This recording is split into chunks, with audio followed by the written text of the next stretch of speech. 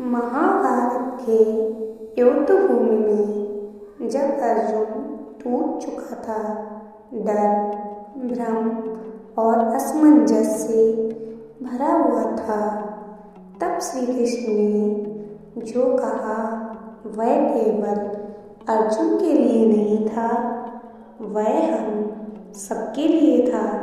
श्री कृष्ण कहते हैं, कर्म करो, फल की चिंता मत करो। आज हम सब मेहनत तो करते हैं, लेकिन डरते इस बात से हैं कि रिजल्ट क्या होगा, लोग क्या कहेंगे अगर असफल हो गए तो।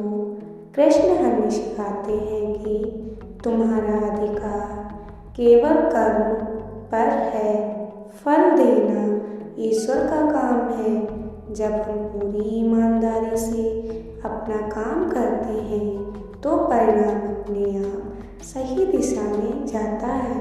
साथियों, श्री कृष्ण ये भी कहते हैं, जो हुआ है, जो हो रहा है और जो होगा सब अच्छा ही होगा।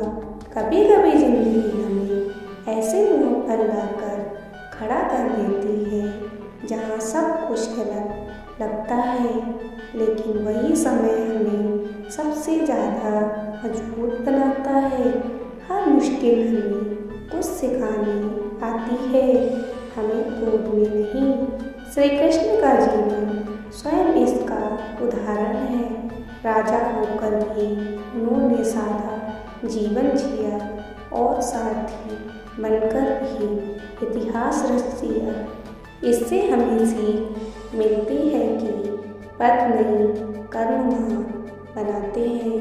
आज का युवा सबसे ज़्यादा जिस चीज़ से जूझ रहा है वह है डर और तुलना। कृष्ण कहते हैं, डर को छोड़ो और अपने धर्म पर चलो।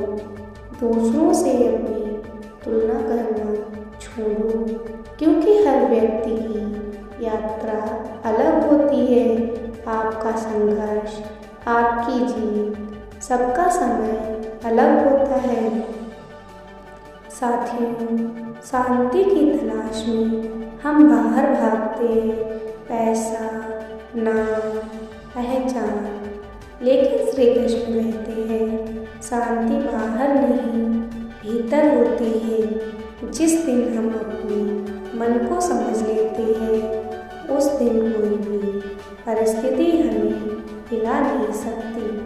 अंत में बस इतना कहूँगी, जब भी जीवन में लगे कि अब सब खत्म हो गया है, तब श्री कृष्ण को याद कीजिए, क्योंकि जब अर्जुन के पास कोई रास्ता नहीं था, तब भी कृष्ण उसके साथ खड़े थे। और जब कृष्ण साथ हों तो हार असंभव है।